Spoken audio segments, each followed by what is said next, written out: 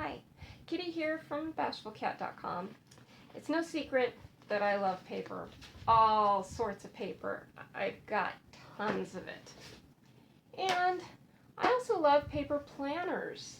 I've tried just about them all. I have my Filofax and the official Erin Condren Life Planner. And I've made my own with all sorts of little composition books and such. And I love Stampin' Up. So it's really no surprise that I have completely fallen in love with Stampin' Up's Love Today planner. This thing is just so nice. And I'm using it for everything. All of my different planning. There was only one problem with this planner. I love it so much, and it's so convenient and useful that I want to take it with me everywhere. And I was worried that my poor planner was going to get beat up with all the abuse I was giving it. It has a good, strong, sturdy cover with reinforced corners, but I was still concerned that it could eventually suffer some damage. I tried to find an answer online, in stores, wherever, and when I didn't find what I was looking for, I made my own. So I created a heavy-duty plastic cover to protect my planner everywhere I go. There was only one problem. I thought this might be useful for other people, but when I made this planner, I actually kind of put the whole thing together on the planner and glued it after it was together. And because this planner doesn't bend backwards, it's difficult to get the cover off. Now, it was cheap and I could just take it apart and do it again. Not a big deal, and it's very easy to take apart. But fortunately, a friend, Kay, came to my rescue. She had just purchased a new planner and she loved the idea of a protective plastic cover, and she had not done anything with her planner yet. So she brought her planner to me and told me to go to town and have fun. So that's exactly what I did. I've been working on all sorts of little things for her planner. I've made her some little divider tabs so that she can have all of her whatever she wants to track in there. And I've worked on a bookmark and some other things. And I made her a protective plastic cover like mine. And I videotaped it. So without further ado, I'm going to show you how I made the plastic cover. Okay, here we go. This is my friend's planner, totally clean, brand new, untouched. Isn't it pretty? I'm going to doll it up a little bit before I put the cover on because the cover's a little hard to get off, so I want her to have something nice and pretty to look at before I cover it. I started with just some matching Night of Navy cardstock and some Thermalweb deco foil in rainbow, and I used the foiling technique to put her name on it. But of course, this is totally optional, and you could do anything to add a name or embellishment. I'm using some repositionable tape here. I just wanted something that would hold it on. I figure it'll stay in place because of the cover I'm putting over it, but this way, if she really doesn't like it, she's welcome to take it off and do something different.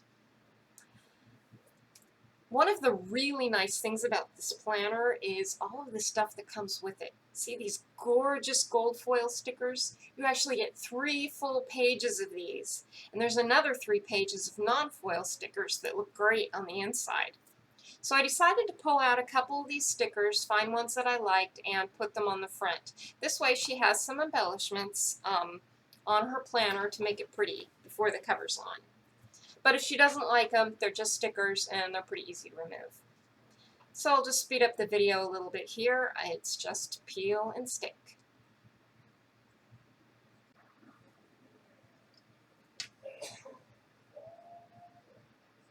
So once I was happy with this, I was ready to do my plastic cover. I used some C-Line shop ticket holders. These are very much like the Avery Elle job ticket holders that other people advertise. I use these to store my cardstock in, but probably any of these would work. And I did check, and the Avery Elle shop ticket holders do actually work. I just happen to have a lot of these and I really like them. So I start with one and I'm going to measure where I want to cut. I just used a gold Sharpie to make a small mark, just something that would write on the plastic so I could see where I wanted to cut. I started at the top of the opening and measured down 4¼ inches and made a little tiny mark. The mark pretty much disappears after I do the cutting. So I do that on both sides so that I know where I'm cutting.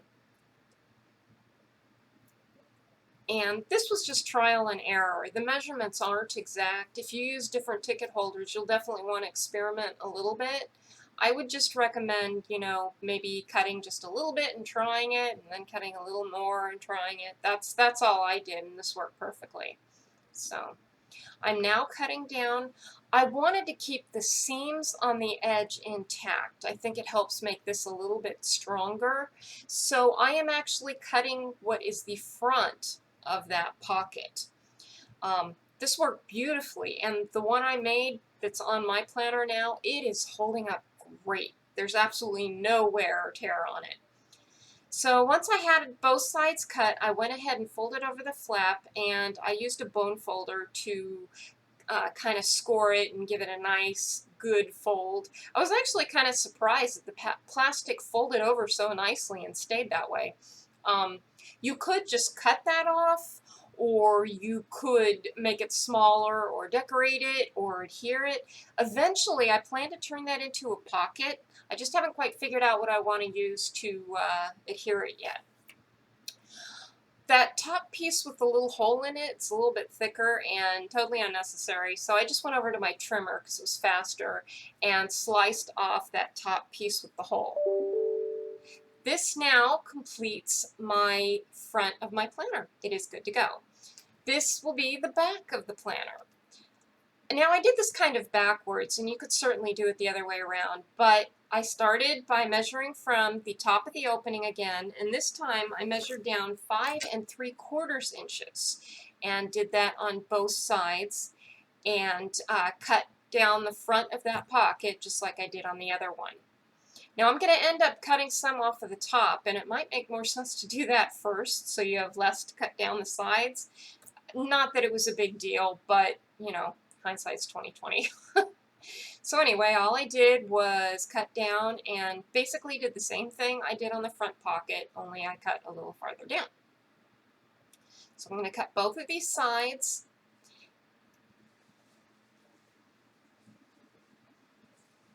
And I'm just using my regular paper snips. Probably any scissors at all would work fine for this. You just want to kind of take your time and be gentle so you don't mess it up. Or maybe that's just me. So I finished cutting that down to the mark, and then decided that I needed the back side to be smaller. So I actually trimmed an entire 4¼ inches from the top of the sleeve straight off of that job ticket holder. So I took this to my trimmer just to get a quick straight cut and chop that right off. Like I said, it probably would have made sense to do that first, but whatever works. Then I went and folded over the smaller piece here and creased it with my bone folder again. I'm really happy with it just the way it is, and I've left it like that, but you could certainly cut this off or tape it down or embellish it or whatever you want. And that's really it. That is the hard part. Now all you have to do is put it on your planner and stick it together. So I'm going to pull out the other piece I already cut and the planner, and we're going to complete our project here. The first and larger sleeve goes on the front, and you just put the longer part on the outside. It slips right on.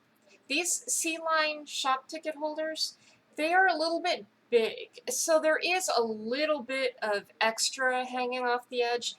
I'm actually really happy with it. It doesn't bother me at all. But if it does bother you, I will tell you that I experimented, and the Avriel tickets do work, and they're a little more snug. So that's certainly another option. I just really like the way these worked. So I'm pulling on that back piece, and now all I have to do is wrap around the front piece and adhere it together. Now, the first time I did this, I just kind of held it in place, but it was a little bit awkward. You know how you always wished you had that third or fourth hand? Well, to make it easier the second time around, I just took some plain old regular binder clips to hold it in place until I had it all stuck together. Well, okay, maybe my binder clips have happy faces on them, but any old work. So, I just got this all lined up nicely the way I wanted it. And then I'm going to tape it together. I imagine you could use just about any kind of adhesive to put this together. Some would look better than others. I used this because I had it. It's really, really old. It was called bookbinding tape when I bought it, and I've seen it advertised as artist's tape. It just happens to be what I have, and it worked really well. But use what you've got. You don't have to go out and buy anything fancy. You might want to use a tape adhesive as opposed to a liquid glue, though.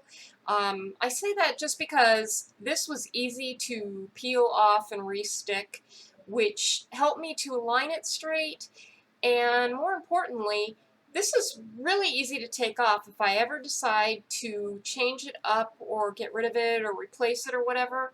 My cover, the one I put on mine, is holding up beautifully, and I imagine it's going to last a long time. But if I ever want to change it or the decorations underneath it, it's easy enough to do. I can just take the tape off and the cover will be fine. In fact, I've already done that once and put it back together, and you can't tell. The cover's perfect.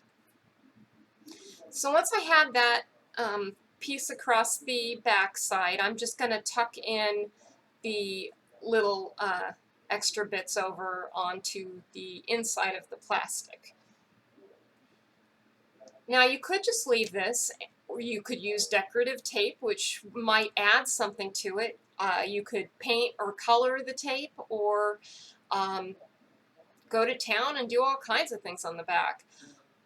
I wanted something a little more subtle. I really love this cover as is, and I wanted it to show through as much as possible. So all I did was take more of that Night of Navy cardstock, which is a perfect match because this is all Stampin' Up, and I cut a sliver of it that's just a smidge bigger than the tape. And I'm just going to adhere this with some plain old snail adhesive and put it right over the top of that white piece, just to cover it up. Again, totally optional and embellished to your heart's content, whatever works for you. So I just taped that on and folded it over. I like that it's subtle and it just kind of blends right in with the folder. But maybe someday down the road I'll come up with something really creative and change it up and create a whole new embellished cover. We'll see. And that is essentially it. The planner cover is done. If you'd like to make your own cover or get your own planner, I will list the products I use below, and there will be more information on my blog at bashfulcat.com. If you liked what you saw, please give me a thumbs up or subscribe to my channel. And if you need a Stampin' Up! Demonstrator, I'm available. Thanks so much for watching. If you have any questions, please feel free to leave a comment or send me an email. I look forward to hearing from you. Thanks and have a great day.